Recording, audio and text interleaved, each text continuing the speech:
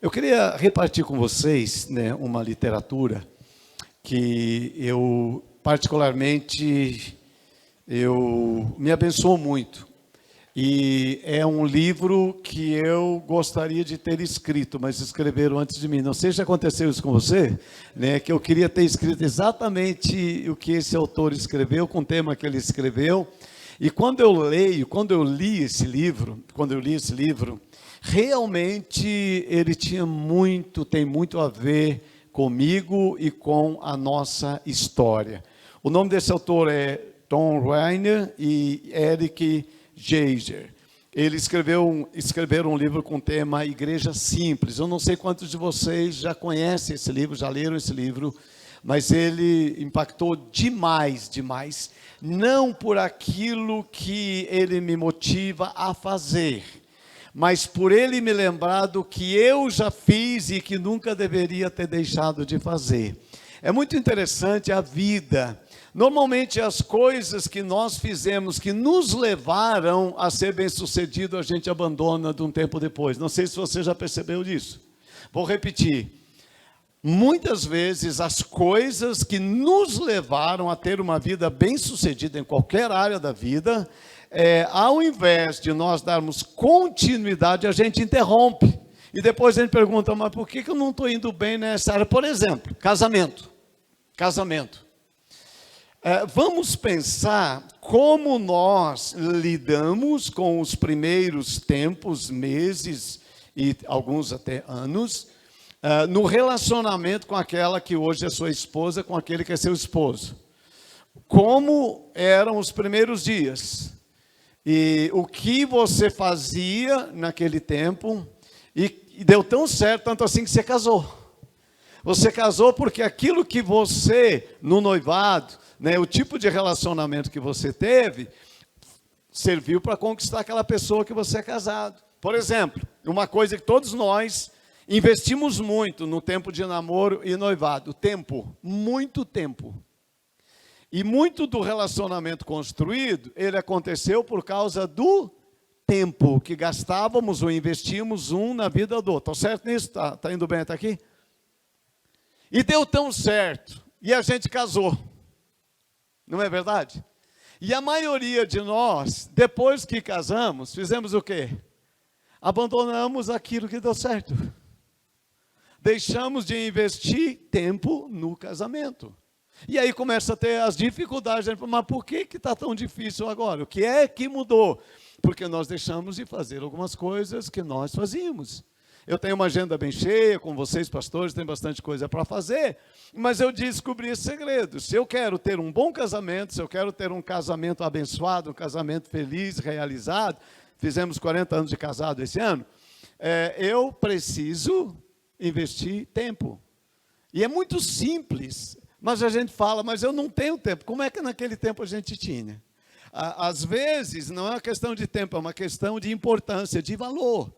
Né? Aquilo que eu tenho um costume muito simples, né? Eu invisto em torno de 5 horas, sabe 5 horas?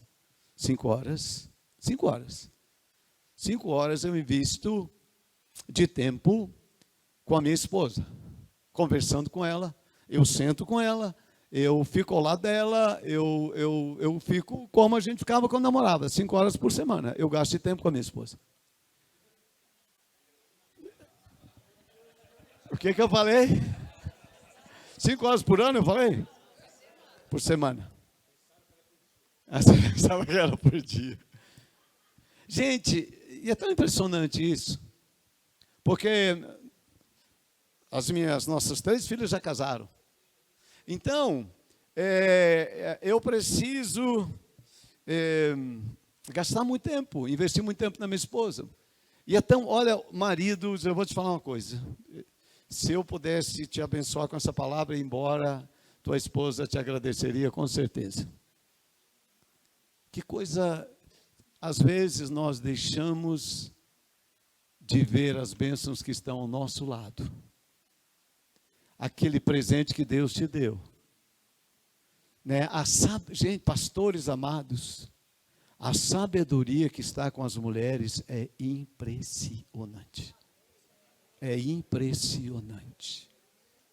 Falo de verdade. Porque a Bíblia diz que Deus colocou a nossa esposa como ajudadora. E a pessoa mais especialista para te ajudar que Deus colocou na sua vida. Mas na correria do dia a dia, o que a gente faz?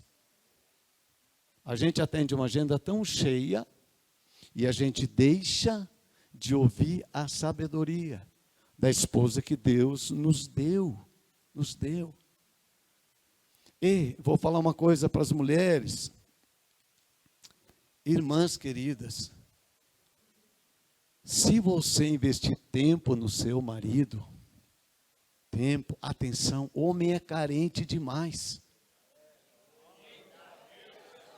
É impressionante a carência que os homens têm.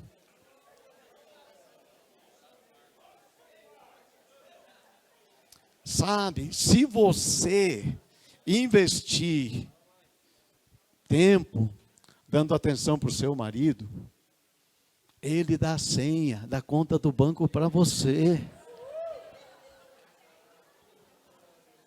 Gente, família é uma coisa linda. Família é uma coisa linda. E eu falo assim, você quer um teste? Se você será um pastor bem-sucedido, você quer um teste? Se você será realmente um líder convincente, que muita gente vai seguir você, e que você vai ser capaz de comunicar o que Deus tem para muita gente, tem um teste. Se você for capaz de convencer sua esposa, você convence uma multidão.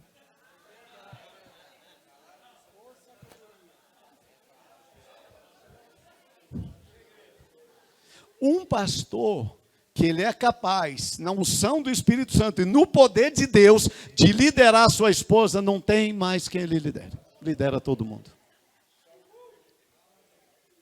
Verdade, coisas muito simples. Minha esposa é uma líder muito forte, muito forte. Minha esposa é uma líder nata, muito forte. E aí quando eu casei com ela que eu queria ser pastor, Deus me falou isso. Se você quer ser um pastor bem-sucedido, então, seja capaz de convencer e liderar a sua esposa. E estou na luta até hoje, mas está indo bem. Vocês entendem isso? Não estou falando de imposição, não estou falando de força, não estou falando de domínio, estou falando de conquista. Se eu quero saber se um projeto que eu tenho vai dar certo na igreja, se minha esposa abraçou esse projeto, vai dar certo. Mas se ela não abraçou, nem com oração, jejum, não vai. São algumas coisas muito simples, irmãos, para a gente ir bem no ministério. Muito simples. Observem essas coisas. Outra coisa, se você quer ir bem no ministério, ore bastante. E peça para Deus te dar projetos e visões. Que eu tenho um sinal quando um projeto vai dar muito certo. Eu já sei quando o projeto vai dar certo. Se esse projeto que Deus pôs no meu coração, ele já está no coração das pessoas. Então, sabe como eu oro? Ao invés de eu falar assim, Deus, me dá projeto, eu oro e falo assim, Deus, me faz saber dos projetos que o Senhor já colocou no coração das pessoas. Porque eu não gasto tempo convencendo as pessoas, eu só preciso ter a revelação, que Deus me revele também o que está no coração das pessoas. Isso é maravilhoso, fica tão fácil você conduzir as coisas quando isso vai acontecendo, né? Isso eu chamo de uma igreja simples, que as coisas acontecem com simplicidade, com funcionalidade, porque à medida em que a vida, o ministério, a família, as coisas vão ficando complexas, é muito difícil a gente ir bem no ministério, difícil dirigir a igreja, difícil de conquistar muitas coisas. Então, algumas coisinhas bem simples, e esse livro fala um pouco desse modelo de igreja. Ele não é um livro que vai explicar modelos de igreja. Ele vai fazer um estudo de 2 tipos de igrejas que existem no mundo: igrejas simples e igrejas complexas. Só isso que ele fala. E ele fala 4 características de uma igreja simples, que eu amo isso. Primeiro, clareza, diga clareza. Clareza. Por que eu gasto muito tempo falando com minha esposa? Porque eu preciso ter clareza no nosso relacionamento. Eu preciso que ela entenda a minha mente, os meus pensamentos, para onde eu estou pensando de ir, o que eu quero conquistar, para que ela consiga me apoiar. Muitas mulheres querem apoiar o seu marido, mas não sabem para onde o bicho está indo. E um dia o bicho vai para um lado, outro dia vai para o outro lado, outro dia não vai para lado nenhum. E ela quer ajudar, mas ela não sabe.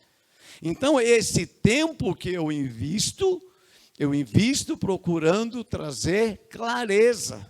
Assim como invisto muito tempo com a minha esposa, eu invisto muito tempo com a minha equipe. Muito tempo com a minha equipe. Se eu ganhasse por reunião, eu já estava milionário. Gente, eu faço reunião o tempo todo. Eu sou um homem de reunião.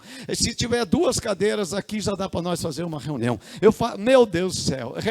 Porque eu quero que haja clareza entre nós como equipe. Porque se há clareza, fica mais fácil de haver engajamento. Muitas pessoas não se envolvem porque elas não têm clareza nas coisas. Então, clareza é uma coisa muito, muito, muito importante. A segunda coisa que ele fala, que nós sempre tivemos isso muito forte, a pandemia nos prejudicou demais, é movimento, diga movimento. Movimento. A igreja, ela é criada e foi criada por Deus para que tenha movimento. Movimento, a igreja tem que se mover. Sempre eu pensei isso. Eu comecei a pastorear uma igreja muito pequena, com 25 pessoas, tínhamos um prédio pequeno, e eu não tinha agenda cheia, na verdade sobrava tempo, e eu é que procurava as pessoas. Você quer falar comigo? É assim que eu andava. Você quer falar comigo? Eu posso falar com você. Você quer? Eu posso ir na sua casa. Era assim que eu fazia no começo, né? E aí um dia eu estava lá no nosso prédio, parado. Na época não tinha nem telefone ainda, tão atrasado. Eu estava lá olhando. E eu vi todas os bancos, né, as cadeiras, eu vi o nosso prédio. Fiquei olhando. Tudo vazio. Era uma tarde, dia de semana. Eu fiquei olhando aquilo. Saí lá no pátio, fiquei andando. Não tinha ninguém na igreja. Ninguém. Eu pensei, isso vai acontecer toda semana, com exceção de um dia, quarta-feira à noite, que a gente tem uma reunião de oração para um grupo pequeno. Mas toda semana, esse lugar vai ficar assim. Assim. E esse lugar, quem passa aqui, não percebe que esse é um lugar de vida, diga vida. Igreja é um lugar de vida, e vida se movimenta. Se não tem movimento, não tem vida. Então, pensando nisso, olhando para isso, eu tive uma ideia. Como eu posso trazer vida para esse lugar durante a semana? Se os adultos não vêm aqui porque eles estão trabalhando, está todo mundo ocupado. Então, ninguém vai vir aqui. Que movimento eu posso criar nesse lugar durante a semana, para que quem passar aqui saiba que aqui tem vida? Tive uma ideia. Vou criar uma escola. Porque não tem pessoa mais cheia de vida do que criança. Criei uma escola. Hoje eu tenho 4 escolas. Criei uma escola. Entendeu? E aí eu queria que viesse para a nossa escola aqueles bem terrívelzinhos mesmo, aqueles que agitavam mesmo, né? Aquelas crianças que, amo essa ideia. E deu tão certo, que essas crianças trouxeram tanta vida para a nossa escola, né? Para aquele lugar, que elas tomaram conta daquele lugar. Aquilo que era a igreja, onde tínhamos a igreja, só ficou para a escola e eles nos expulsaram de lá. Fomos embora para um outro lugar, que é a sede hoje onde nós estamos, você sabe. Entendeu? Então, movimento para mim é uma coisa muito importante. Muito importante. Para mim, nós tínhamos, que era assim, antigamente a gente tinha banco na igreja. E fizemos um sacrifício para comprar aqueles bancos. Mas depois que eu descobri que a igreja tinha que ter movimento, aqueles bancos atrapalhavam. Eu precisava, né, de uma igreja muito ágil, uma igreja que se movimente, uma igreja leve, que realmente as coisas aconteçam. Então, movimento, né, para nós é fundamental. A pandemia acabou com a gente porque tirou todo o nosso movimento. Nós somos uma igreja de movimento. Nos movimentamos. Nos movimentamos. É uma coisa, né? O louvor é movimentado, né? A palavra, a oferta, tudo tem que ter movimento. Diga movimento. Você pode ver que eu falo muito com movimento. Eu não consigo ficar parado assim. Eu não consigo me imaginar assim, movimento. Porque eu entendo que esse movimento ele vai gerando vida, ele vai agregando pessoas, ele vai contagiando pessoas. E foi assim que nós fomos crescendo cada dia, não um movimento pelo movimento, mas um movimento. Então tem um movimento que eu amo demais, que a nossa igreja era muito tradicional, não batiam palma, nada, coisa, e eu elétrico desse jeito, é coisa, não, né, muitas pessoas bem antigas na igreja, entendeu, aquela coisa assim, normal. Eu falei, Deus, eu não posso desrespeitar essas pessoas, porque elas são desse jeito. É o jeito que elas têm de servirem ao Senhor. Agora, eu precisava que o Senhor me ajudasse. Porque eu não consigo pastorear uma igreja assim. Mas eu não quero ofender as pessoas. E eu não quero fazer alguma coisa pela força, né, na emoção. Não, tem que ser uma coisa de Deus. E aí, eu pedi assim, foi um jeito, não sei como você crê, mas eu pedi para Deus, eu falei, Deus, batiza essas pessoas com o Espírito Santo, porque eu lia, que quem era batizado com o Espírito Santo não parava o negócio. Gente, pensa no negócio que Deus arrumou para o meu lado. Até hoje, meu irmão, até hoje. Tinha a irmã que mais resistia a isso, porque é uma doutrina mais tradicional. A organista, sabe o que é organista? Vocês nem sabem mais o que é organista, né? Aquela musicista da igreja, formada no seminário, que faz o pós-lúdio, que faz o pelúdio, né? O prelúdio, que faz toda aquela coisa. Aquela pessoa tudo certinha, que diz que Deus não gosta de barulho. Aquela pessoa que eu respeito. Então, quando eu comecei a orar por isso, a primeira pessoa que Deus batizou com o Espírito Santo foi a nossa musicista da igreja, formada no seminário. Só que ficou muito fiasquenta. Muito fiasquenta. Passou do meu gosto. Falei, Senhor, não era tanto assim. Não era bom, eu queria movimento, mas não tanto assim. Gente, isso faz eu sou pastor lá há 35 anos, isso faz 34 anos. E essa mulher não para até hoje. Não para. Sabe panela de pressão, quando começa já vem. Se tornou uma profeta. Essa mulher já entregou cada palavra para a igreja nesses anos. Nunca uma palavra que essa mulher deu caiu por terra. Nunca.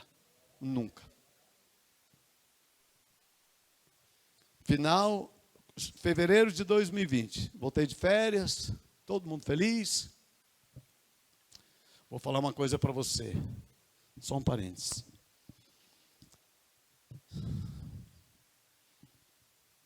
Vou falar mais para frente. Esse eu quero falar bem sério. Não, eu estou falando sério, gente. Mas esse eu quero caprichar. Estou terminando uma reunião de líderes, voltando de festa, todo mundo se abraçando, vai ser o melhor ano da vida, aquela coisa, né? E tal, movimento e tal.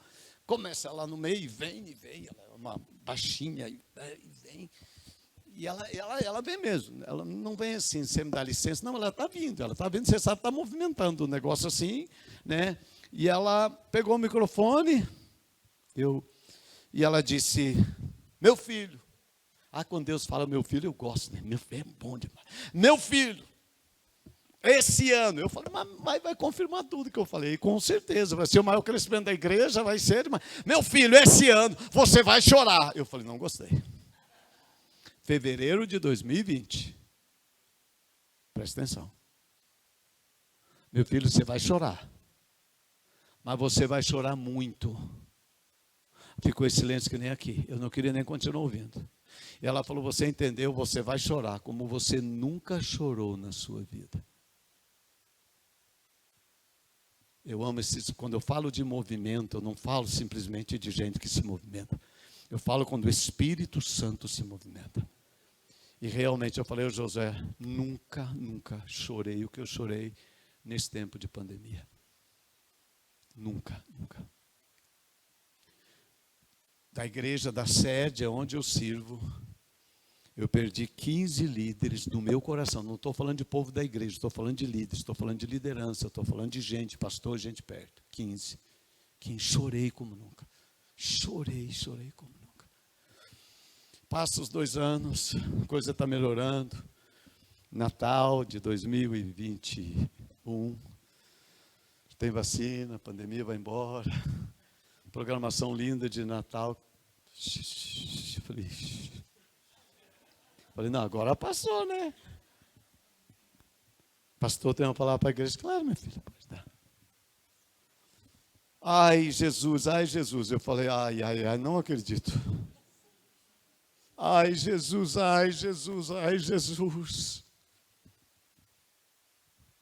Falou, não terminou o sofrimento na terra. Vai continuar. A guerra nem estava falada naqueles dias. O que a gente está vendo hoje? E é hoje quando eu chego no posto de gasolina, eu falo, ai Jesus. Vocês entendem o movimento? Uma igreja viva, uma igreja que Deus move, entendeu? Então, segunda coisa, movimento. Terceiro passo de uma igreja simples, alinhamento, diga alinhamento. E esse é um ponto que só Deus pode fazer, só Deus. Alinhar uma igreja, só Deus, e Ele faz. E quando Ele faz, é uma maravilha. Alinhamento, alinhar o coração, né? Alinhar a visão, alinhar a paixão, para onde nós vamos, como é que vai ser, é maravilhoso. Né? Trabalhar com um time alinhado, uma família alinhada, uma igreja alinhada, é coisa maravilhosa. Que a gente, humanamente falando, gastaria muito tempo, mas Deus faz isso. E o quarto ponto é foco. E eu gosto muito de pensar sobre isso e poderia falar muito com vocês sobre isso, mas não é meu tema aqui. Então, está tudo aqui nesse livro. Esse aqui está todo riscado, porque eu estava lendo, então quando eu leio eu risco demais. Eu não tenho nem um livro novo aqui para dar para você, mas como eu sou muito amigo do pastor Josué, eu vou dar para ele. Então, riscado mesmo, está aqui para você. Tá bom, meu filho? Vamos lá, então, pensando nesse time maravilhoso de pastores, esse chamado que um dia eu ouvi, você ouviu. Eu queria lembrar isso com você, meu pastor, minha pastora, meu irmão, minha irmã, o dia em que você ouviu o chamado de Deus. Não foi você que escolheu. Eu não escolhi ser pastor, eu acho que ninguém escolheu aqui ser pastor. Pastor é um chamado de Deus. Eu nem crente era quando eu fui chamado, acredita? Eu venho de uma família de anglicanos, né? Não conhecíamos a Jesus, e eu estava lá na roça, trabalhando com meus pais, ajudando meus pais, ainda bem pequeno, mas aos 6 anos e meio de idade, eu não sei como, eu não sei que jeito, eu não sei como foi, eu só sei que aos 6 anos e meio de idade, dentro do meu coração, eu entendi que Deus estava me chamando para servi-lo. Sabe, eu não consigo traduzir isso para você, você sabe como você recebeu o chamado. Mas isso é tão vivo dentro de mim até hoje, parece que foi ontem. Parece que foi ontem, que não é uma voz audível, é como se fosse um imã, é uma coisa que me atraiu, é uma coisa que me deu convicção, é um desejo forte, né? Eu gosto de um autor chamado John Joyce, ele disse assim, vocação é quando todas as outras portas abertas são abandonadas por você, porque você quer aquela coisa que você acredita ser sua vocação. Gente, desde esse tempo, eu não sabia o que era ser pastor, porque eu não estava numa igreja que eram pastores, mas eu queria pregar a palavra de Deus. Eu vim converter aos 18 anos de idade, mas eu tinha uma coisa, e isso me sustenta até o dia de hoje. Me sustenta, na hora da luta, da crise, da dificuldade, eu lembro desse chamado. João 15,16, não fostes vós que me escolhestes, antes eu vos escolhi. Diga assim, ele me escolheu. Não, mas diga bonito, né? Diga assim, ele me escolheu. Gente, eu amo essa expressão. Não sou melhor nem pior que ninguém. Mas um dia ele, o Deus Todo-Poderoso, me escolheu. Te escolheu. Para fazer algo que nenhuma outra profissão na terra faz. Nenhuma. Eu tenho uma filha médica e ela é uma ótima profissional, faz um trabalho extraordinário, mas tudo que ela faz vai ficar nessa terra. O resultado do trabalho dela vai ficar nessa terra. O que um engenheiro faz, o resultado vai ficar nessa terra. O que um pedreiro faz, o resultado vai ficar nessa terra. Mas o que eu e você fazemos é para a eternidade. Para a eternidade. Gente, isso me empolga, esse chamado de pastor. Não foi eu que procurei, não foi eu que busquei, foi Deus que me deu. Foi Deus que me deu. E o que me motiva a ser pastor não é salário, não é fama, não é tamanho, não é nada. O que me motiva realmente a ser um pastor é porque Ele me chamou. E Ele me deu uma tarefa.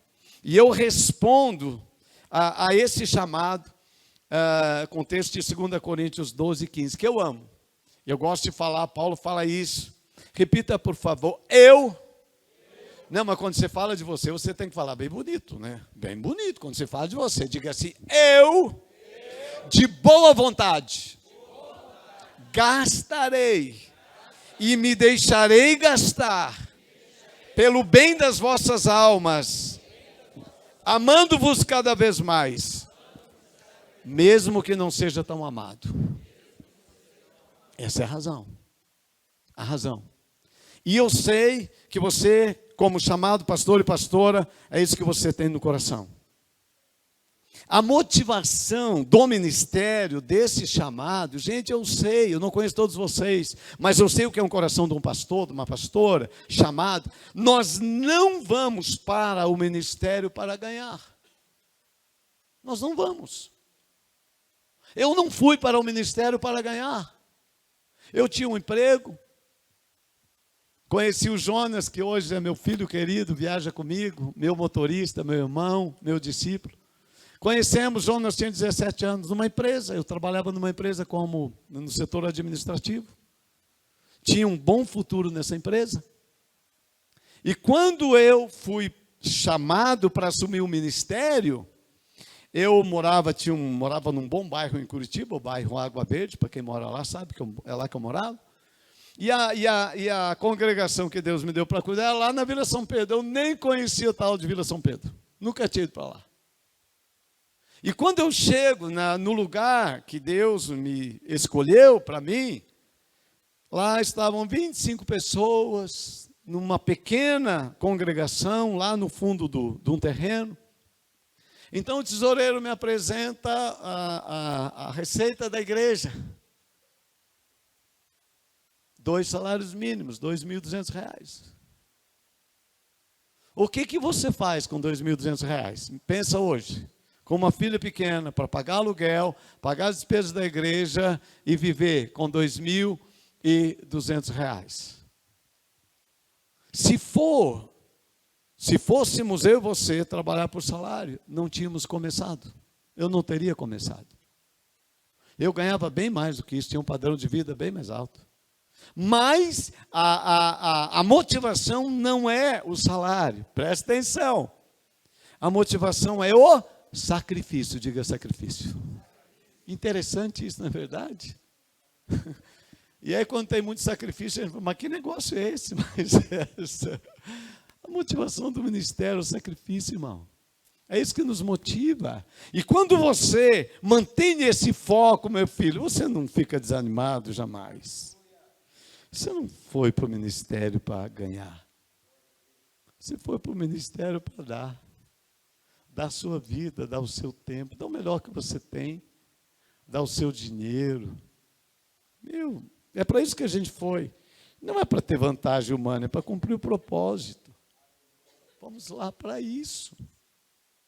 Entenderam? Eu gosto de pensar, né, sempre que isso eu tenho que lembrar. Eu tenho que lembrar. Às vezes eu acho um pouco pesado, né, porque você se doa tanto e às vezes você recebe tão pouco. Por exemplo, eu não sei você, mas eu, como erro, né, eu vivo pedindo perdão para o meu povo. Dia de ceia, agora já fazia um tempinho que eu não fazia, mas eu fazia isso e vou voltar a fazer de novo. Dia de ceia, irmão, se eu por acaso ofendi você em alguma coisa, magoei você, vem aqui na frente que eu quero pedir perdão para você. A fila saía fora do prédio e dava voltas. Estou falando sério, não estou brincando. Estou falando sério. Tente fazer isso na sua igreja, sinceramente, para você ver o tamanho que vai dar a fila. Agora, isso é dar. É dar. Agora, pergunte para mim, quantas vezes eu vi uma fila de ovelhas para vir me pedir perdão? Dá para contar nos dedos nesses anos. Eu só estou usando um exemplo, como que é a vida do ministério. Entendeu? Mas para isso nós fomos para o ministério. Fomos chamados para isso. Entendemos que essa era a motivação do ministério. Entende?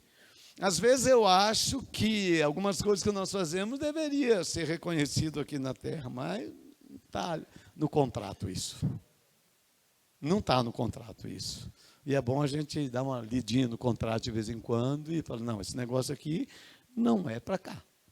Entendeu? Isso nos mantém muito vivos e ativos no ministério, tendo esse compromisso com Ele, sabendo que Ele nos chamou, manter essa convicção cada dia, para que nada roube o seu chamado.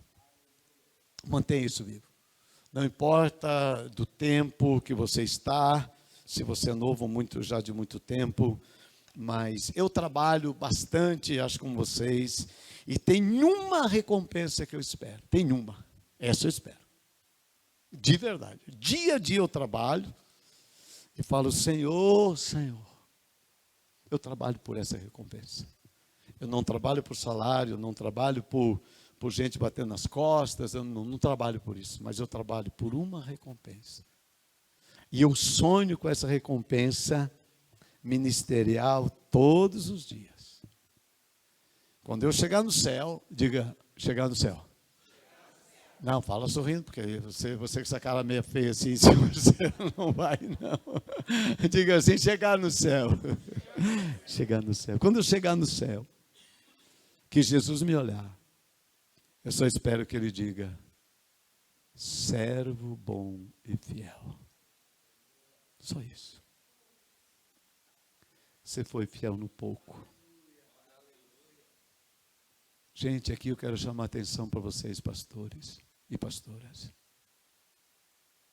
Tudo que eu fiz de grande, que eu construí, de prédios e tal, não vai entrar nessa conta. Se eu fui pastor de uma igreja muito grande, pequena, não vai entrar nessa conta. Não vai. O que vai entrar nessa conta é fidelidade, só isso. E todos nós temos essa possibilidade de sermos fiéis ao Senhor, ao chamado. Servo bom e fiel. Essa é a recompensa. Tu imagina lá, meu filho, como é que vai ser esse dia. E aí tem outra coisa também, alguém contou essa historinha, eu gosto de historinha, acredito, só não acredito em Papai Noel, mas historinha acredito em tudo. E eu realmente acredito que faz sentido, que nós seremos recebidos no céu, não está na Bíblia, mas tem umas coisas que faz bem, então acho que não é pecado grave. Não é. É só uma impressão, uma ideia. De que as pessoas que nós ganhamos para Jesus vão estar lá nos esperando. Oh. Pensa nisso, meu irmão. Eles vão estar no céu. Se vão estar esperando, não sei. Mas que vão, a primeira parte é verdadeira, vai estar no céu. Mas que vai ser uma festa bonita, vai ser demais. E eu que chorei tanto, porque eu sou pastor especialista em algumas áreas. Vocês também têm áreas. E uma das minhas especialidades é fazer enterro. Nunca pensei nisso, gente. Sou especialista em enterro. Não sei se é por isso que morreu tanta gente na igreja, porque já é meu trabalho mesmo. Brincadeira. Num dia eu fiz 28 enterros. Alguns anos atrás. Eu tenho até agenda para enterro. Tem gente que, já me contratou para fazer o enterro dele. Eu falei, só me fala o dia. A gente só está com problema em fechar a agenda agora, né? Mas é verdade. É porque eu carrego uma marca, uma dor, que foi muito forte. Eu perdi um filho. Então, nesse processo de luto e de dor, a igreja é muito pequena ainda, assim, pouquíssimas condições, nunca tinha passado por isso. Deus despertou muito, eu tenho muito empatia com quem perde pessoas, muita empatia. Eu me identifico muito. Para te ter uma ideia, a primeira grande aquisição do meu ministério, gente, por favor, hoje é quinta-feira, não é sexta, eu não acho que eu sou de terror, viu? Por favor, hoje é quinta. Mas a primeira aquisição grande que eu fiz para a igreja foi terreno no cemitério. Nós temos terrenos em 2 dos melhores cemitérios em Curitiba. Porque como eu venho de uma família muito pobre, não me olhe assim, irmão, eu sou do bem, viu? Eu sou de uns irmãos. Eu venho de uma família muito pobre, e aí eu lembro que o meu pai falava assim, meu filho, um dia a gente vai comprar uma terra e vamos dizer para todo mundo que nós já temos lugar para cair morto. Então, aí eu comprei o terreno, a pessoa convertia na igreja e falava, você já tem um lugar para cair morto, essa igreja tem terreno no cemitério. A irmã está me olhando. Gente, as unções que Deus dá. Talvez o lugar onde eu mais me sinto à vontade para pregar é enterro. Gente, cada enterro mais lindo que tu percebe. Verdade? Estou te falando verdade. Eu fiz o enterro de uma pastora esses dias, que se você visse, você ia me contratar. Eu te garanto. Esse aqui já saiu de... pai, eu acho que eu não termino com metade do auditório hoje, Josué. Eu acho que não. Mas, gente, as minhas maiores experiências com a glória de Deus foi em sepultamento. Eu tenho uma visão de céu. O céu vai ser uma coisa impressionante. Muitas pessoas dizem, João, quando você prega no enterro, dá uma vontade de morrer. Tu já viu isso? Não é suicídio coletivo, gente. Por favor, deixa eu terminar de falar para você compreender. Mas realmente eu tenho assim, essa coisa do céu. E nós ganhamos tanta gente para Jesus. Não existe auditório melhor para você pregar do que auditório de pessoas que estão em terra. Não existe. Elas estão abertas para a verdade, elas estão pensando na eternidade. E quando você tem um morto bom, aí é demais. Porque tem morto que não ajuda. Não ajuda? Você não pode mentir. Não dá para ficar inventando coisa. Entendeu? Você tem que ser honesto. Agora, se o morto viveu para Jesus, ele tem um testemunho. Aí, meu amigo, é demais. Muita gente converte. Muita gente. Então, são coisas que Deus te dá. E eu realmente, irmãos, eu fico pensando assim, eu já fiz tanto enterro. E aí eu falo, quando eu chegar no céu, eu vou falar para eles que me fizeram chorar. Eu falo, agora, por favor, me leva aqui no céu, nos lugares mais lindos, para eu me alegrar, porque eu chorei lá no seu enterro. Agora eu quero que você me leve aí nos lugares bonitos aí do céu. Gente, eu amo o céu. Diga, eu amo o céu. Diga, eu vou para lá. Vai demorar, mas eu vou para lá.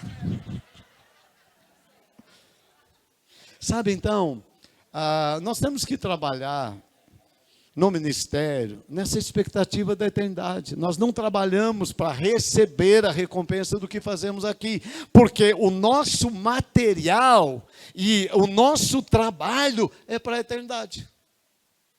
Quando eu estou em enterro de crente e vem aquelas pessoas chorando muito, porque às vezes tem ambiente que chora demais, né? Aí eu dou uma maneira, não pode chorar demais. Tem um texto bíblico que não é para chorar. Então estão chorando demais. Tessalonicenses lá, não quero que vocês chorem como quem não. Eu posso dar uma aula aqui se vocês quiserem. E tem enterro que ninguém chora. Aí também tem, Jesus chorou. Aí a gente vai lá e dá uma ajudada. Ó, dá uma ajudada aí. Mas uma coisa muito que eu penso, né, de verdade sobre essa questão, é que nós temos que entender que a nossa recompensa, a pessoa está chorando e é crente, eu sei que é crente. Eu falo, olha aqui, ó, você não orava antes de converter, para a pessoa converter e para ir para o céu? Aquelas mulheres que oravam pelo marido que não convertiam nunca. Você não orou por esse abençoado 20 anos? Você orou para quê? Para ele converter. Converter para quê? Para ir para o céu. Eu falei, foi. Gente, nós não pregamos isso o dia todo. Não é essa a nossa mensagem. Não é para isso que nós existimos como igreja. Nós existimos para trabalhar para a eternidade. E aí vamos querer receber recompensa nessa vida? Não está certo. Porque nós só vamos entregar completamente o nosso trabalho lá. E trabalho a gente só recebe depois que entrega. Não é verdade? Então, pense nisso. Entregou o trabalho, recebe. Enquanto não entregou, não recebe. Então, essa coisa, né, me alegra de saber, puxa, vai ter uma recompensa. Eu estou animado com isso. Eu tenho compromisso com Deus. Acima de tudo, eu tenho compromisso com Deus. Quando eu cheguei na igreja, 2 salários mínimos, um era de um irmão. Ele dava 50% da entrada da igreja. E era o irmão mais problemático da igreja. Torto. Pensa, sabe aquele dono da igreja? E eu cheguei bem humildezinho, magrinho. Na época eu era magro. Ele falou... Daí, eu falei, gente, olha, Deus me deu esse lugar para pastorear, e para mim ovelha tem característica de ovelha, é uma igreja santa, e a Bíblia, fui na casa dele, visitei todos os irmãos. Chego lá e ele fala assim, pastor, o negócio é o seguinte, essa coisa de santidade, essa coisa de ser crente, não é o meu estilo. Meu estilo é mais liberal. Vou na igreja quando eu acho que devo ir, mas sempre levo o dízimo, pastor. Gostei da conversa. E ele disse, e eu vou continuar vivendo do jeito que eu quero.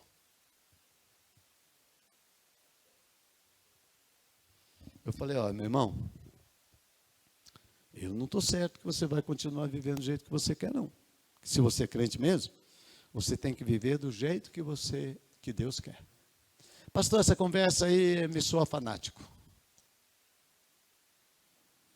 Falei, olha, vou te falar uma coisa. Seu nome está lá na igreja, mas eu não fui chamado para pastorear carteira de identidade. Começa por aí. Eu fui chamado para pastorear ovelhas, pessoas, gente. Entendeu? Segundo, quem me sustenta, aí eu enchi o peito. Quem me sustenta na obra é o que me chamou, não foi você. Quem me chamou foi Deus. E quem me sustenta financeiramente e sustenta a igreja é Deus. Ele falou, quero ver. Se eu parar de dar dízimo, o que você vai fazer? Eu falei, nada. Não vou fazer nada. Absolutamente nada. Você entendeu? Eu te disse, quem sustenta minha vida é Deus. E quem sustenta a igreja é Deus. Pai do Senhor, irmão, fui embora. Naquele tempo, ele continuou naquelas práticas erradas lá. Chamei a liderança e falei, esse irmão aqui, fui lá, vou lá de novo, mas ele não está querendo seguir os mandamentos. Fizemos uma assembleia batista. Tu imagina, dono da igreja, tu pensa? Vai quebrar o pau. Não. Quando Deus está no negócio, quebra nada. Falei, gente, olha, padrão, princípio e tal. Esse irmão assim, irmãos. A mãe dele levantou e falou, não, pastor, ele precisa sair. Saiu. Saiu. E ficou 1 ano dando dízimo na igreja. Deu até o dia que ele quis. Ele mandava, eu não tinha como não receber. Ele mandava alguém colocar lá na cesta. Eu não ia mandar devolver, seria uma ofensa para ele. Eu não faria uma coisa dessas. Não ofenderia nesse nível. Não podia.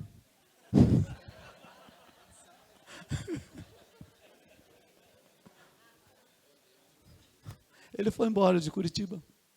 Prosperou, viveu. Passaram 25 anos. Eu recebo um telefonema dele chorando, desesperado. Morava no interior do Brasil. Pastor, tinha separado da esposa. Minha esposa veio construir uma casa muito grande. Minha esposa veio na frente da minha casa. Se deu um tiro na cabeça e acabou de se matar. Falei, vou para aí ajudar. Fui. Entende a vida? Compreende o reino?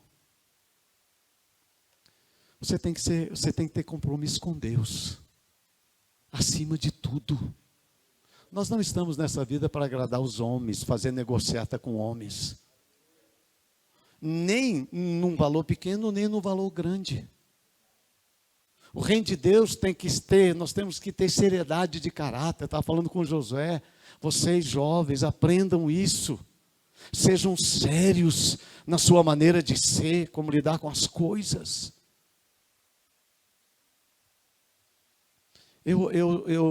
Deus cuida de mim de um jeito, e de vocês também, porque Deus quer uma igreja zelosa dessas coisas, porque Ele é provedor, gente, Deus é provedor, nós temos que crer nisso, é Ele que vai prover. Chegou uma criança um dia no final de uma reunião, um encontro com Deus, muita gente na igreja, vem uma criancinha, talvez 7, 8 anos, ela me traz uma coisa pequenininha, pequenininha assim. Eu pego, era uma moedinha, marronzinha, deve ser 1 centavo. Ela me entrega essa criança e diz, pastor, caiu da oferta. Pensa nisso, gente. Pensa nisso. Pastor, caiu da oferta. Eu pego uma moedinha, põe em cima do púlpito, sabe? Muita gente para falar. E o Espírito Santo fala, meu filho, vai lá e olha a moeda. Eu volto para olhar, a moeda não está mais. Me dá um desespero, cadê aquela moeda? Chama a equipe, gente, acha uma moeda, que moeda? Uma moedinha marrom que estava aqui, olha, é como se fosse uma barra de ouro aquela moeda, um desespero dentro de mim. Quando eles acham a moeda, eles trazem por aqui, eu vejo uma moeda de 1 centavo, marronzinha. Quando eu pego essa moeda na mão, o Espírito Santo fala, meu filho, nunca roube a igreja. Sem politicagem. Se o Lula tivesse ouvido isso, a vida dele estava bem melhor hoje. E uma turma lá de Brasília também. Mexi em coisa que não devia ter mexido aqui. Vocês entendem? Aí a igreja cresce, chama atenção, recebo uma ovelha minha da igreja no meu escritório. Fala, pastor, eu vejo você, sua área social, tanta coisa, e eu quero te ajudar muito. Legal. Pastor, vamos comigo em Brasília. Brasília tem muitos recursos para obras como essa que você está fazendo. Eu não tenho tempo de ir em Brasília, então deixa eu ir, eu vou lá. Vai, se quer ir, vai. Ele foi.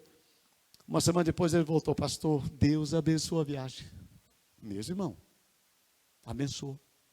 E eu tive contatos lá, etc, para essa obra, etc e tal, pastor, contato com fulano e tal, mencionou os políticos lá. Pastor, quando Deus está na coisa, é maravilhoso. Eu falei, eu sei. Ele falou, pastor, eu consegui para a igreja, para a obra, para você, 30 milhões de reais. Uau. Pensa numa coisa, meu, 30 milhões de reais. Pensa numa pessoa animada, glorificando. Pensa numa pessoa, meu Deus, o Senhor é demais e tal. Falou, agora você precisa fazer um projeto, assim, esse projeto custa 50 mil. Eu falei, eu não tenho 50 mil, foi o banco. Falei, Deus está no negócio, está indo tudo certo. Então, ele vai desenvolver o projeto para mim. Eu falo, mas antes de você desenvolver o projeto, fala aí, me diga uma coisa, esse dinheiro de onde? Não, é assim, assim, assim, ok. Ele vem na conta da igreja, na conta da igreja. Eu falei, prestação de contas, nota fiscal, pastor, tudo certinho. Legal. Então, eu vou receber, a igreja vai receber 30 milhões na conta. Vou prestar conta de 30 milhões. E isso mesmo, pastor, você vai prestar conta de 30 milhões, você vai, né, tudo que você, 30 milhões, mas na conta da igreja vai entrar, já pensou, para 25 milhões. Eu falei, como? E ele fez aquele 25 cumprir. 25 milhões, pastor. Eu falei, mas não era 30? Ele falou, pastor, é que o pessoal lá em Brasília trabalha para você receber, né? Então, esses 5 aí é da parte dos que trabalham. Eu falei, então, eles trabalham mesmo, trabalham. Então, eles que têm nota fiscal do trabalho deles. Porque eu não vou fazer um negócio desse. Não vou fazer. Jamais. Ele falou, pastor, você não sabe como é que Brasília funciona? Eu falei, não sei, não quero nem saber. Eu sei como o reino de Deus funciona. O reino de Deus eu sei como funciona. Brasília eu não quero saber. E o que você acha que aconteceu? Ele foi embora da igreja. Esse pastor não tem visão. Não tem visão, esse homem aí não tem visão. Deus quer abençoar, ele não deixa. 4 anos depois, alguns pastores, eu conheço alguns, e eu estaria envolvido num escândalo chamado escândalo das ambulâncias. Eu seria pego naquilo. Entenda, Deus é o seu provedor, meu irmão. Não importa o tamanho da sua igreja, não importa, creia, Deus, faça esse pacto com Ele, tenha esse coração para Deus, sabe? Ele é o seu provedor, né? É Ele que vai cuidar de você, tenha compromisso com Deus, meu irmão, acima de tudo e acima de todos, nunca abra mão disso. Eu fiz esse compromisso quando a igreja é tão pequena, porque eu jamais poderia mudar a história daquela igreja. Jamais eu poderia. Então dependia tanto de Deus. Deus me ajuda, orava, clamava. E aquilo que eu falo, aquilo que nos levou ao crescimento, a gente não pode abrir mão. Vocês entendem? Foi isso que me levou a ser aquilo que Deus me tornou a ser. E aí muitos nessa situação se perdem, abrem mão e começam a fazer concessões, e aí as coisas ficam muito difíceis. Então lembre, foi Deus que te chamou.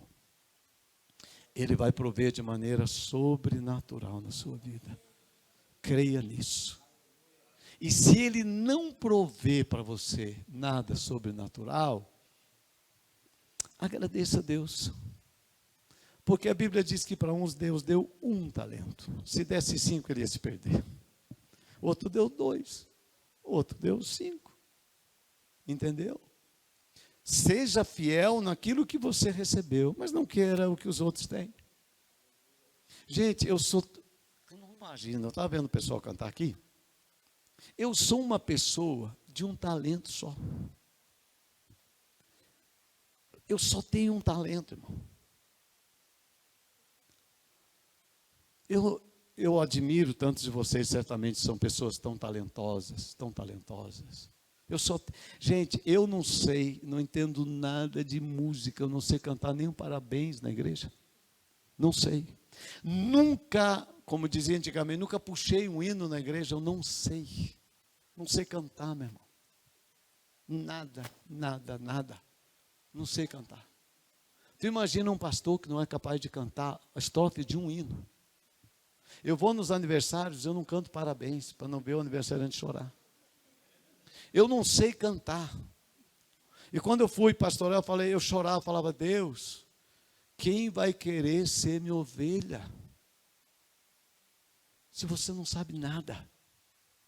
E um dos ministérios mais fortes que nós temos na igreja de música, muita gente, porque eu acho que Deus olha e fala, vou mandar a gente lá para essa igreja, porque não sabe nada mesmo. Eu descobri um segredo. Preste atenção.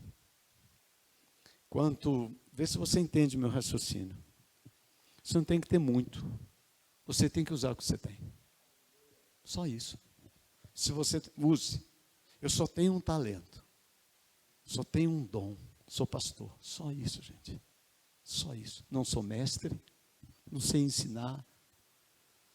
Não sou evangelista. Gente, evangelista eu pregava sermão evangelístico. No final, não sei o que eu fazia, falava tanto do inferno. E mandava todos os pecadores para o inferno. Fazia apelo, ninguém convertia.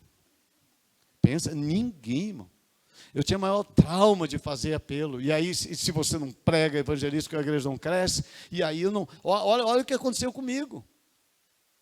E um dia eu fui diante de Deus, falei, Deus, eu não tenho dom de evangelista. Olha o que acontece quando eu prego.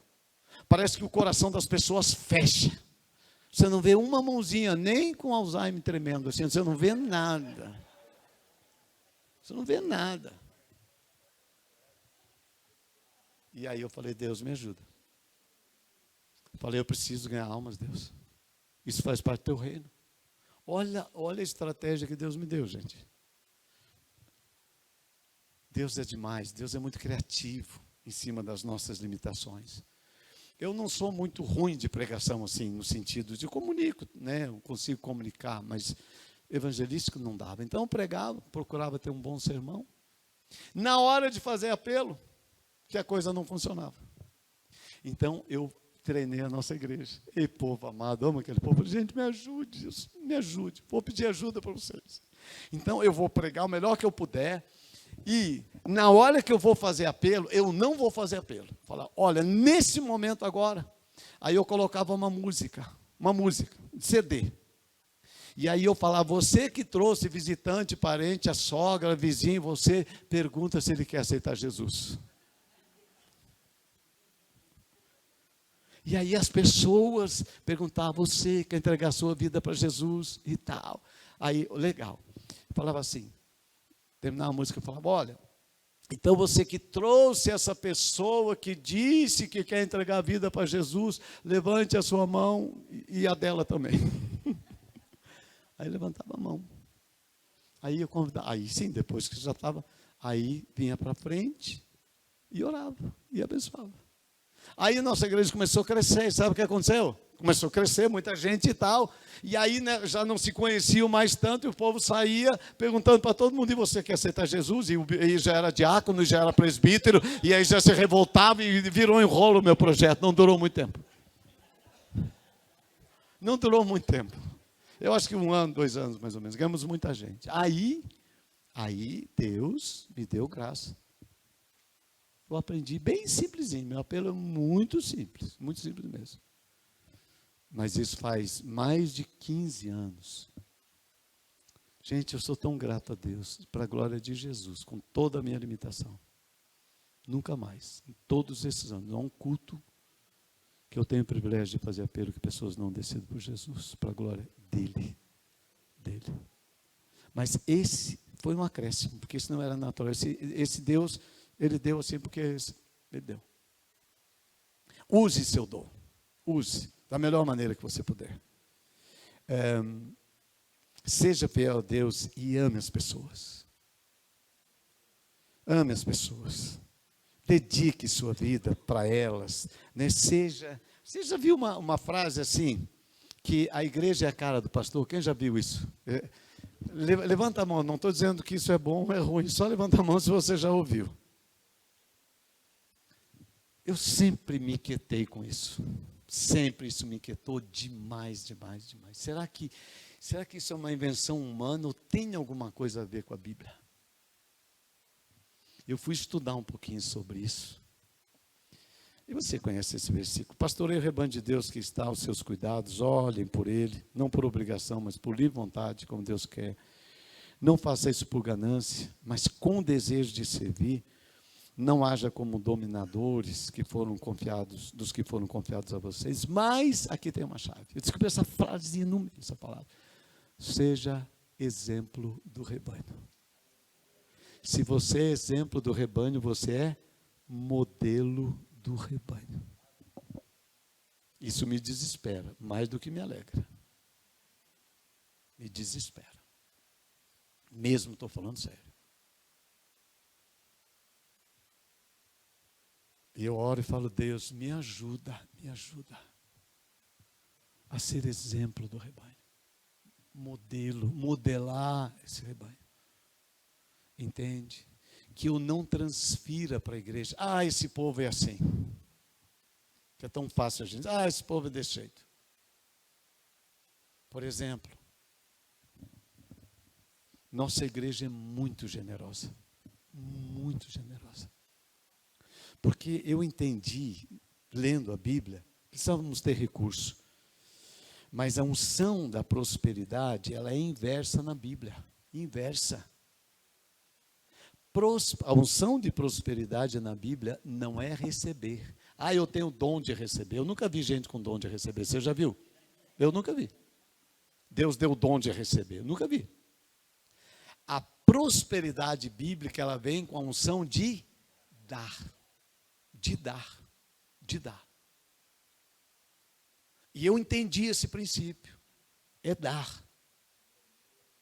E num momento que eu passei um momento de crise financeira na vida, uma vez, só uma vez, que as coisas não estavam bem, não estava fechando as contas, e veio um profeta na nossa igreja, eu gosto desses homens que Deus envia, e aí ele olhou para mim e falou, Dilon, você está bem? Eu falei, eu estou. E está tudo bem? Eu falei, as finanças da igreja não estão. Eu tinha liberdade com ele. E aí ele falou, interessante, Deus já falou comigo. Ele era americano. Eu falei, está aí a resposta. Deus já falou com ele. Dólar vale bastante. Eu vou resolver o problema. Está aí. Ele falou, Dilon, Deus falou comigo. Você sabe que eu amo a sua igreja. Eu falei, tudo confirmado. Vai dar certinho. Já chamei o tesoureiro para perto, se precisar, já está aqui, né, para não ficar tudo certinho. Ele falou assim, Dilon, sabe o que Deus falou comigo? Pensa nos olhinhos brilhando assim, dólar. Já pensei, se der 5 mil dólares já resolve, 10 mil vai ficar bom demais. Ele falou assim, Deus falou comigo que você deve pegar 10% de tudo que anda na igreja e dar para os pobres. Eu falei, tu acha que Deus vai falar isso contigo, homem? Se eu estou quebrado, como é que Deus vai mandar dar? Ele podia falar para você, para dar, mas não eu dar. Eu tinha liberdade. Ele falou, Dilon, eu entreguei o que Deus mandou. Você faz o que você quiser. E você não vai dar nada. Pensa numa pessoa em crise. 10% de tudo que anda na igreja. De tudo que anda na igreja. Já fiz as contas rapidinho. Estou quebrado. 10% num ano dá 120% do que anda na igreja. Quebra em um ano. Falei para ele, tá, não posso fazer isso. Ele falou, você faz o que você quiser. Eu falei, bem educado, profeta é bom, assim, eu gosto deles, né, que eles são bem educadinhos com a gente, né? Faz o que você quiser, Deus mandou. Chamei o tesoureiro e o vice-pastor, falei, irmão, o que você acha disso? Não sei. Eu falei, vamos fazer o seguinte, a gente já está quebrado mesmo, vá que esse negócio de Deus. Se não é de Deus, a gente só vai quebrar mais rápido, mas se é de Deus, a gente tira o pé da cobra.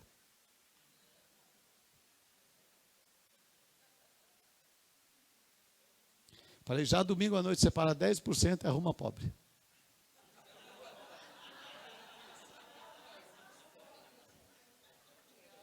Não, gente, pensa nas doideiras. Porque eu tenho que arrumar pau para dar o dinheiro. Eu já fiz cada apelo na igreja. Ô irmão, você que está aí, conta atrasada, luz, água, aluguel. Todas as sextas, lá na frente, Deus falou assim, ó, chama os pau para levar tudo. Gente, me raparam em 2 minutos. Nunca vi um apelo tão rápido. E aí a gente começou. Dá 10% de tudo que entra na igreja para os pobres. Fazemos isso até hoje. Pensa num fundo que nunca acaba. Nunca acaba. Gente, a gente tem que... Agora, eu sei de você.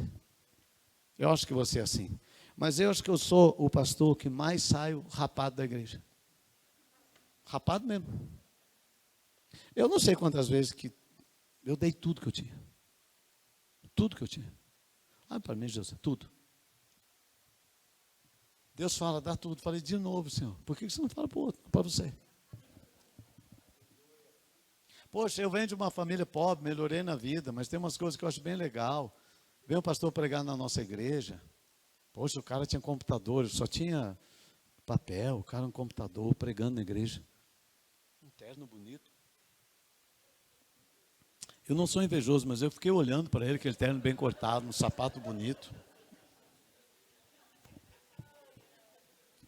É verdade, admirar não é pecado. Eu estou olhando ele, aquele pastor pregando, laptop, tudo, sobe, desce, né? Eu viro folha, sobe, desce. Legal. Ele terminou de pregar, peguei o microfone, o Senhor falou comigo, meu filho, eu quero que você dê o seu relógio para ele. Eu falei, Senhor, não é inverso? Pensa, meu relógio, eu nunca tive grandes coisas, tive relógio normal. Esse relógio, ele era demais. Eu tinha um amigo, sou amigo de todo mundo, eu gosto de ser amigo. Todo mundo, quero ser amigo de todo mundo.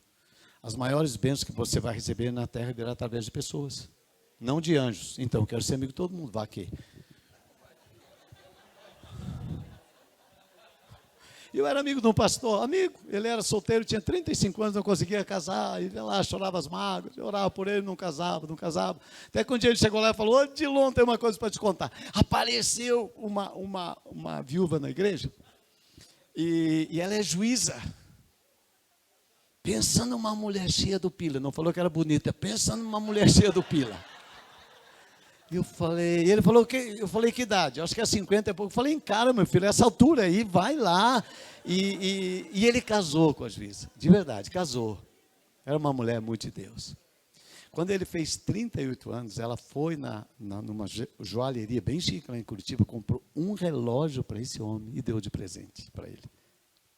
Eles foram para o retiro de adolescentes da igreja, e domingo à tarde ele estava jogando bola com os meninos da igreja, ele teve um ataque cardíaco e morreu. Ela ficou biviúva. Nunca tinha visto isso. Morreu. Ela me ligou. Tem bivotos, mas biviúva, né? Aí ela me ligou, foi lá, eu corri para lá, era meu amigo mesmo. Cuidei de tudo, minha especialidade, viu? Velório. Cuidei de tudo e tal, fiz o enterro. 2 dias depois ele chegou na minha casa, ele falou, ô Dilon, você sabe como fulano era teu amigo? Eu falei, verdade. E ela disse, eu tinha dado um presente de aniversário, eu dei um relógio para ele. E ela disse, eu estou trazendo esse relógio, eu estou dando para você, para que você sempre lembre da amizade entre vocês. E aquela mulher me deu aquele relógio chorando e por dentro eu recebi rindo. Eu sei que foi pecado, porque eu nunca tive um relógio daquele, gente. Nunca tive. E aí, nossa, e nessa noite que esse pastor está lá, Deus fala comigo, meu filho, dá o seu relógio para o pastor. Eu falei, Deus, não posso, é da viúva, eu implorei por tudo, pelo finado. Eu falei, Deus, não posso, Deus. Mas quando Deus fala, gente. Não adianta, Deus fala. E aí eu falei para o pastor, pastor, Deus falou para eu dar o relógio para você. E aquela noite, eu entreguei o relógio chorando para ele, como aquela viúva. Dei o relógio para ele. Não entendo. Falei, Deus, por que isso, Deus? Eu não entendo isso. Eu não consigo entender. Generosidade é um negócio estranho. Eu fiz. Sentei. O Espírito Santo falou comigo de novo. Falei, vai mandar ele devolver. Meu filho, que nem foi com Abraão, vai devolver, não é? Ofereceu o sacrifício. Eu tinha fé para isso. Meu filho, falei, Senhor. Aí eu já falei, Senhor, sorrindo, porque quem planta colhe. Senhor. Ele falou, doe seu carro para a igreja hoje à noite. Ah, não. Meu carro. Meu pai nunca teve um carro, vim da roça. Eu queria comprar um carro novo, já tinha trocado 14 vezes de carro, eu tive 7 Monzas.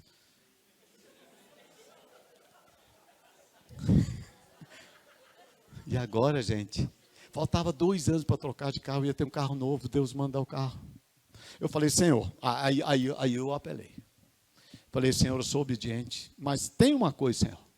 Eu não posso fazer nada que minha esposa não concorde. Minha esposa estava lá no fundo, eu falei, o Espírito Santo falou aqui, ela não ouviu. Chamei ela, falei, amor, vem cá. Ela veio. Eu falei assim, amor, até falando uma voz meio estranha, como se eu já na voz desse de entender que ela salvasse o nosso carro. Falei, amor, Deus falou para dar o carro, não sei. O que você acha disso? Cheio de dúvida. Ela sorriu e falou, amor, toda vez que Deus fala com você, a gente sempre obedece, entrega logo. Por isso que eu estou gastando 5 horas com a minha esposa, você vai entendendo, porque, Senhor, peguei chave, documento, lá, falei, gente, Deus pediu para entregar o carro, pensa numa alegria, está aqui.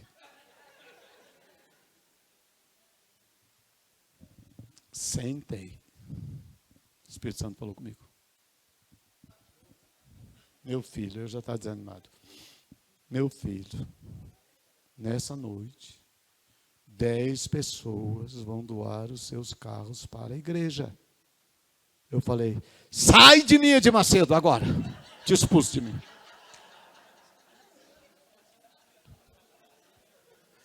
Nós que somos nós, que sentido faz? A igreja não tem conta. Que argumento você vai usar? Que argumento você vai usar para falar uma coisa dessa para a igreja? Você que é sério como eu, somos sérios. Que argumento você vai usar? Você vai dizer o quê? Eu falei, Senhor, além de tudo, o Senhor quer que eu fique desempregado, porque eu vou falar isso e vão me mandar embora, óbvio. Pensa.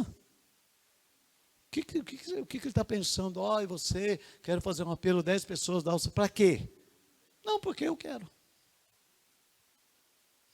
Peguei o microfone, pensa num profeta Jonas. Falei, gente, Deus falou comigo de novo. E ele disse que nessa noite Deus, ele quer que 10 pessoas, está convidando 10 pessoas para dar o seu carro. Se ele falou, vai falar com você. Se quiser obedecer, obedeça. Deixa para lá, não quero rolo com isso. Eu baixo a cabeça e falo, Senhor, meu último dia na igreja. Eu vejo um barulho assim, eu falei, já é o diácono que está vindo me dar conta aqui. Chega, joga uma chave, 2 chaves, 3, 4, 5, 7, 10 chaves foram jogadas aquela noite. Estou te falando de exemplo. Exemplo. Estou te falando de modelo. Entende? Não estou te falando de dinheiro. Eu estou te falando de dependência de Deus que você ensina para os outros. Eu estou te falando de ouvir Deus e tremer diante de Deus. As pessoas doaram seus carros, eu disse, gente, eu tremo diante disso. Tremo diante disso. Eu falei, eu não sei o que Deus tem. Não sei. Guarde o seu carro até que Deus nos dê direção sobre isso. Guardamos, passou 6 meses. 6 meses, certinho. Nossa igreja estava crescendo muito e veio uma proposta, a gente precisou comprar um terreno maior. Um terreno que hoje vale mais ou menos em torno de 20 milhões de reais. Eu fui para começar a negociação. Não tinha dinheiro, não tinha nada de dinheiro. E quando eu estou lá negociando, eu não lembrava dos carros. E quando eu estou lá negociando, ele me pediu um valor de entrada que eu não tinha. Fiquei pensando assim, como que eu posso fazer? O Espírito Santo falou, os carros. Os carros. Liguei para os irmãos, em 2 dias eles venderam os carros, foi o que nós damos de entrada lá. Temos um terreno lindo, muitos de vocês conhecem. Eu não estou falando do dinheiro pelo dinheiro. Eu estou falando, gente, de você servir a Deus a ponto que você pode ser envergonhado publicamente, mas você não deixará de ouvir Deus. Não. Deus está acima de tudo. Acima de tudo. Custe o que custar. E Ele se comprometerá com você de um jeito que você não tem ideia. Tenho 3 filhas lindas, criadas na igreja. Mas quando foram para a faculdade, tive muitos problemas na minha casa. Uma das minhas filhas fez uma coisa muito errada, se envolveu no caso de adultério com o menino da igreja. E isso chegou aos meus ouvidos como uma ameaça de pessoas anônimas. E quando eu vi isso, eu reuni minha família. E perguntei, minha filha disse, pai, sim, eu fiz. E eu disse, então, eu vou diante da igreja dizer à igreja que minha família pecou. Eu sei que isso vai me custar o ministério. Mas um pastor tem que ser exemplo do rebanho, em todas as horas.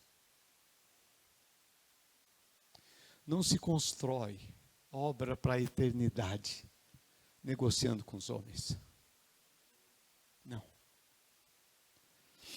E ela disse, pai, você não pode. Ela disse, eu vou. Eu falei, então eu vou com você. A igreja lotada. Começando uma semana de oração. Eu cheguei diante da igreja e disse, olha, minha família pecou. E minha filha confessou para a igreja aquela noite. E eu tinha certeza que a igreja ia me mandar embora.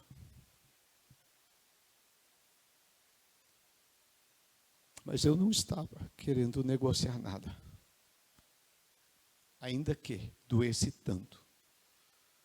Talvez se minha filha tivesse morrido, a dor não seria tão grande como foi naquela noite. E eu não esperava encontrar o acolhimento que eu encontrei na igreja. Naquela noite, enquanto minha filha confessava, eu não tinha coragem de levantar os olhos.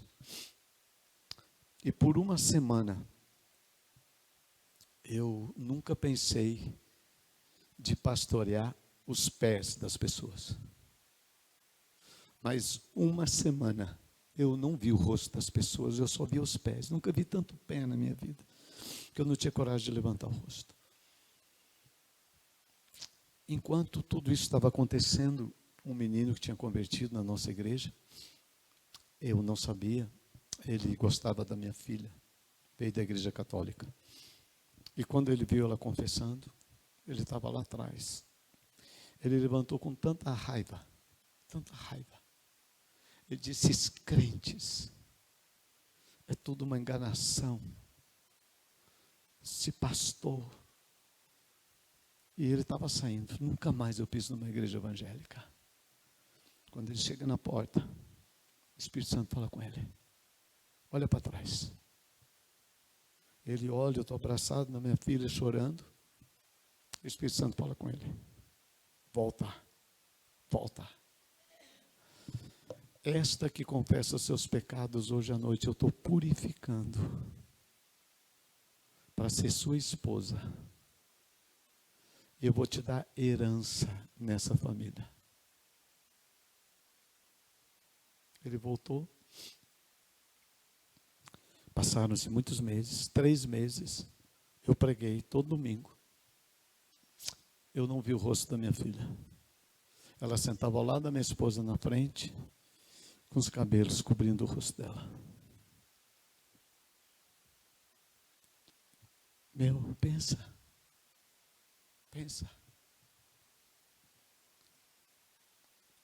Ela foi, nós temos igreja nos Estados Unidos, depois de um tempo ela foi para os Estados Unidos. E quando ela estava nos Estados Unidos, esse rapaz me procurou. Ele disse, pastor, eu quero falar com você. Fui almoçar com ele e disse, aconteceu isso, naquele dia. Falei, eu não sei o que te falar.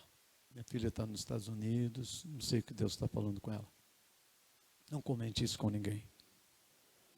Ela ficou 3 meses lá e voltou. Quando ela voltou, ela disse, pai, eu sei que eu não sou digna. Eu não sou. Mas pai, Deus falou algo comigo, que eu vou casar com um rapaz da igreja.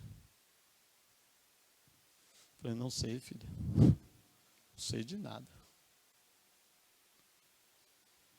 Passou um mês que ela estava no Brasil, esse menino voltou a falar comigo, falou, pastor, eu posso falar com ela? Falei, pode. Menos um ano e pouco depois, eu estava fazendo o casamento deles. Pensa numa graça de Deus. Pensa numa graça. Pensa numa filha querida, um genro amado. Pensa numa igreja que eu amo. Porque nós entendemos, eu como pastor entendi, que é graça de Cristo. Às vezes a gente tem tanto juízo para os outros, né? Para a família dos outros. Deus mudou tanto meu coração, tanto. Tem toda a minha família envolvida, servindo ao Senhor, 3 filhas, 3 genros, 4 netos. Eu falo para você, irmão, não é virtude, é graça. É preço. É disposição. Se Deus se comprometer comigo, está tudo bem. Não importa o que aconteça. Sempre está tudo bem. Se Deus se comprometer com minha família, está tudo bem. Se Deus se comprometer com a igreja, está tudo bem. Eu quero terminar minha palavra dizendo algo para vocês.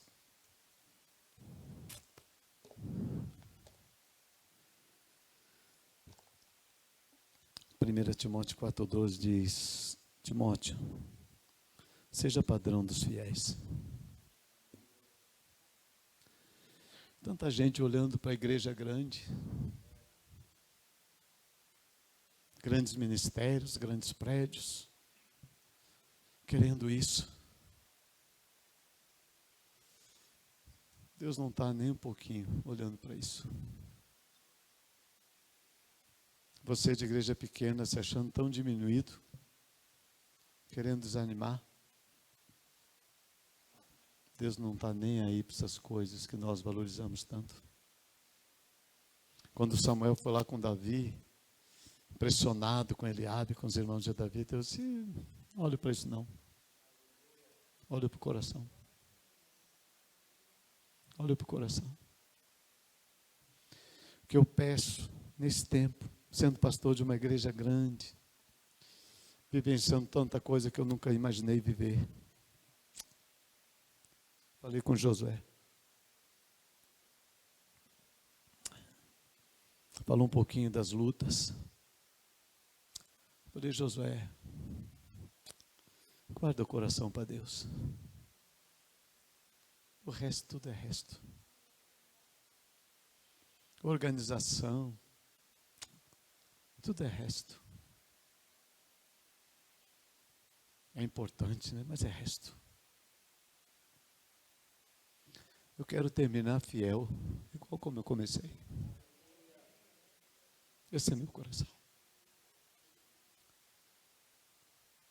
O tamanho da igreja não me mudou e não quero que mude. Os problemas que eu passei com a minha família não mudou, não quero que mude. Vim aqui para repartir com vocês, pastores e pastoras, um chamado para um compromisso com Deus de um nível profundo. Profundo. Jovens, você que está começando o ministério, se comprometa com Deus, com toda a sua vida. Não corrompa seu chamado por comparação, olhar para os outros. Tanta gente se perdendo por causa disso. Apaixonados e maravilhados com a maquiagem. Maquiagem é só maquiagem. Entende? Eu gosto de pensar em João Batista. João Batista não fez muita coisa, morreu decepado. Mas o que Jesus fala de João Batista? Eu gosto de pensar de Paulo, um cara que terminou sozinho, numa prisão, mas foi fiel até o fim. Ele disse: eu combati o bom combate, terminei a carreira, guardei a fé, e agora aguardo o que me está reservado. Então eu queria compartilhar isso com vocês. Dê a sua vida, receba um renovo de Deus. Josué, receba um renovo de Deus. Você e tua esposa, meu filho. Receba. Receba uma organização, 90 anos. Às vezes a gente fica cansado. Tanta coisa que acontece. Ficamos decepcionados. Pensamos, será que vale a pena? Vale. Vale a pena, sim. Sempre valeu e vai valer. Sempre. Vale a pena ser uma organização que tem, eu sempre falo, posso ter vergonha diante dos homens, mas eu não quero ser envergonhado diante de Deus. Não quero. Eu quero pedir assim que Deus possa cada dia me ajudar. Não quero impressionar as pessoas. Entende, gente? Eu queria orar com vocês um pouquinho antes de ir embora. Um dia eu era um jovem como alguns de vocês aqui. Não tinha nada. Só tinha um coração para Deus. Só isso. E hoje eu tenho, mas não quero ter. Não quero ter. Não quero. Eu só quero ter o mesmo que eu tinha. Um coração para Deus. Só isso. E queria que vocês que têm a idade que eu tenho, eu queria que você, quando terminar a carreira, você tivesse um coração para Deus. Só isso. Coração para sua família. Coração para amar as ovelhas. Nada me encanta. Jesus me encanta. O reino me encanta. Ver uma pessoa entregar a vida a Jesus domingo à noite me encanta. Ir ao hospital, orar, me encanta. Fazer uma visita em casas que ninguém vai postar nada, me encanta. As redes não me encantam. Sucesso não me encanta. Dinheiro não me encanta. Sou apaixonado pela igreja. Amo pastores. Admiro vocês. Admiro vocês. Eu vim aqui por causa do Josué. Eu nem sabia nada que estava acontecendo. Não sabia nada. Não sabia. Sabia que tinha qualquer dificuldade. Mas eu vim por causa do Josué. Eu nem estou viajando quase. Mas eu vim, José, por causa de você. Claro, por causa de vocês também, óbvio.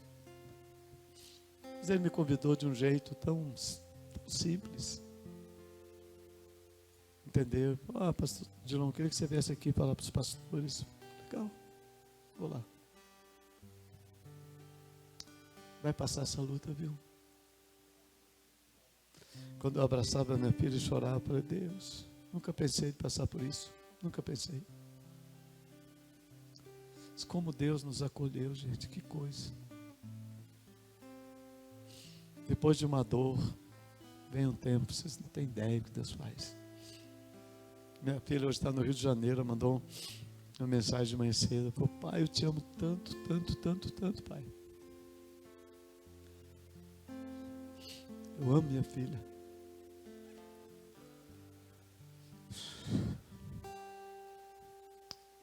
Eu só quero entrar com a minha família no céu. Eu não preciso manter o meu nome. Eu preciso que Deus me ajude a carregar minha família para o céu. E era o que eu precisava naquela hora, naquele dia. Eu podia perder tudo, mas eu não podia perder minha família. Essa é a minha paixão. E tudo que você por acaso perder para Deus, Ele vai te dar muito mais. Não tenha medo de perder para Deus. Nunca tenha medo de perder para Deus. Se você tiver alguma coisa com seu filho está fora da igreja, sua filha, chega em casa, abrace. A Bíblia diz que o amor cobre uma multidão de pecados. Às vezes a gente quer fazer que os nossos filhos sirvam a Deus para a gente não passar vergonha, para o nosso nome ficar bem na igreja, na cidade, e perdemos a visão de que queremos estar com eles, porque queremos que eles vá para o céu. E quando Deus vai se comprometer com a tua casa, e Ele vai fazer o que você não consegue fazer, Ele vai fazer por você. Eu achei que isso ia trazer muitos problemas para mim. Onde Deus está, problema vira milagre. Problema vira milagre. Ficar de pé, queria orar com vocês. Talvez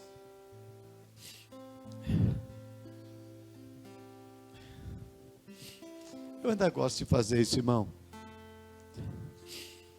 Eu ainda gosto de vir na frente, me ajoelhar e derramar meu coração e falar, Senhor, isso aqui. Se você quiser vir, tem alguma coisa que você acha importante colocar diante de Deus, vem aqui na frente, vamos ajoelhar um pouquinho, orar um pouquinho. E vamos pedir que Deus olhe para você, para sua casa. Aquele filho que está longe, aquela filha. Minha família não é o que eu sonhei, não é. Mas é o melhor que a graça pôde fazer e está fazendo. Meu ministério não é o que eu sonhei mais, por isso que eu preciso da graça para dar conta dele, senão não dou.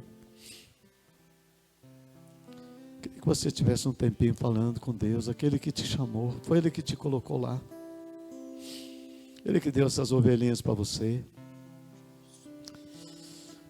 Ele que tem te chamado para andar naquelas ruas, daquela cidade. Pregar naquele lugar, talvez tão simples, que você sonha que cresça tanto. Coloque sua motivação diante de Deus. Senhor, eu estou aqui com meus irmãos pastores e pastoras. Eles carregam as dores que eu carrego também na história da vida. Mas uma coisa é certa, Pai, nós temos um Deus que nos sustenta, que nos levanta, que nos anima, que reanima. O Deus que nos chamou é o mesmo, Ele não mudou o plano. Ele espera de nós fidelidade, entrega. É Ele que nos renova. É Ele que nos toma pela mão direita e diz, não tenha medo, eu sou contigo. Eu estou contigo. Eu não te deixarei e eu jamais te desampararei. O Senhor é contigo, meu irmão, meu pastor. Ele olha para ti, Ele olha para a tua casa. Você diz: eu criei meus filhos na igreja, eu consagrei ao Senhor. E dói, Senhor, o meu coração ver a situação em que ele está, que ela está. Deus, nós colocamos essa dor, como eu coloquei aquele dia diante da igreja. Era um desespero, mas o Senhor me socorreu. Tantas vezes o Senhor me socorreu, e o Senhor nos socorre. Pai, esse retiro, os pastores estão aqui, Pai. Há tanta dor no meio dos pastores, das suas famílias. Deita o bálsamo do céu nessa noite, deita o bálsamo, Senhor, eu te peço. Deita o bálsamo, Senhor. Que aquela voz do primeiro dia, Pai, quando o Senhor nos chamou, que ecoe no nosso coração. Assim como no casamento nós falamos, na saúde, na doença, na alegria, na tristeza, mas nós vamos ser fiéis até o fim. Senhor, nessa noite nós renovamos a aliança do chamado, Deus. Eu renovo a aliança do chamado contigo nessa noite, Senhor. Senhor, eu quero ser fiel até o fim, ó Deus. Não importa, Senhor, as coisas que acontecerem. Se você é uma igreja muito grande, pequena, não importa, médio, Deus. Eu quero ser fiel, Pai. Eu quero ter a simplicidade de Cristo. Eu quero ter um coração, Senhor, que o Senhor encontrou no dia que o óleo foi derramado na minha cabeça. Eu passei a ser chamado de pastor. E aquele coração que eu quero entregar no fim dos meus dias, ó Pai. Deus, eu agradeço pelo pastor Josué, sua casa. Eu agradeço, Deus, pelos 90 anos, Pai, do cristianismo decidido. Eu abençoo, Pai, essa organização e essa liderança, Pai.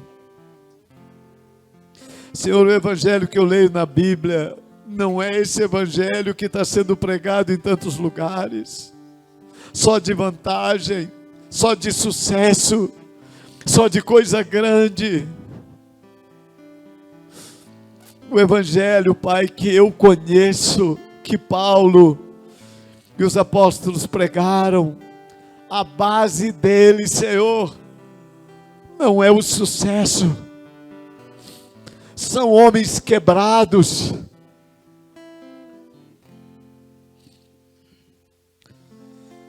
Meu Deus, Senhor, eu oro nessa noite, para que as coisas desse mundo não nos encante e roube a glória do teu reino e da tua igreja. Eu te amo, ó Deus. Eu te amo, te amo. Meu Deus, traz de novo essa paixão pura, Senhor. Que os aplausos do mundo não nos roubem a visão da cruz.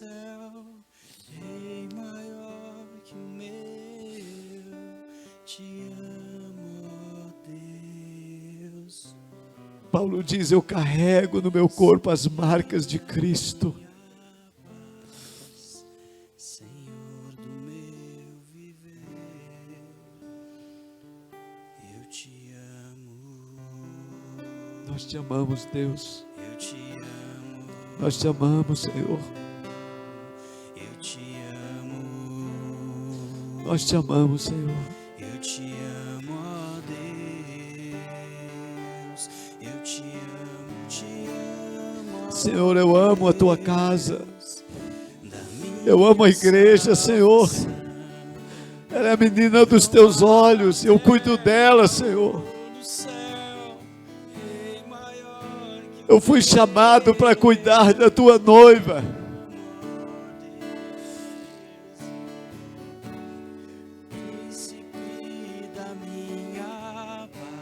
Obrigado, Jesus. Obrigado, Jesus. O Senhor vai vir buscar a tua igreja, Pai. E nós estamos trabalhando e preparando a tua igreja para ela subir. Essa é a razão da nossa existência na terra, Deus. Deus, eu te amo, ó Deus. Na minha E tudo ficará imediatamente quando o Senhor levar a igreja. maior que o meu. Te amo, ó Deus. Eu oro pelos pastores novos e pastoras, Pai. Levanta uma geração apaixonada, entregue, dedicada. Que entenda, Senhor, o valor desse chamado. E se maravilhe com a cruz de Cristo. E o sacrifício que Ele fez pela sua igreja. E Paulo diz, eu fui chamado para fazer parte dos sacrifícios de Cristo. Que haja homens e mulheres na terra, nessa geração, que se levante, e que sirvam, e que se sacrifiquem, por amor à igreja do Senhor. Esses são pastores e pastoras, chamados, escolhidos, colocados sobre o rebanho, para cuidar da tua igreja. Senhor, obrigado porque um dia o Senhor me chamou. E o Senhor chamou os meus irmãos, pastores que estão aqui, pastoras. E eu os abençoo nessa noite. E como diz Paulo em 2 Coríntios capítulo 11, verso 3. Eu temo, eu me preocupo, que assim como a serpente seduziu a Eva, que vocês percam a simplicidade e a pureza de Cristo. Pai, que em nós esteja estabelecido a simplicidade e a pureza de Cristo, na nossa casa, no nosso ministério e na igreja em que nós pastoreamos. Que isso seja visto para a tua honra e para a tua glória. É assim que eu oro e te agradeço, em nome de Jesus. Amém. Amém.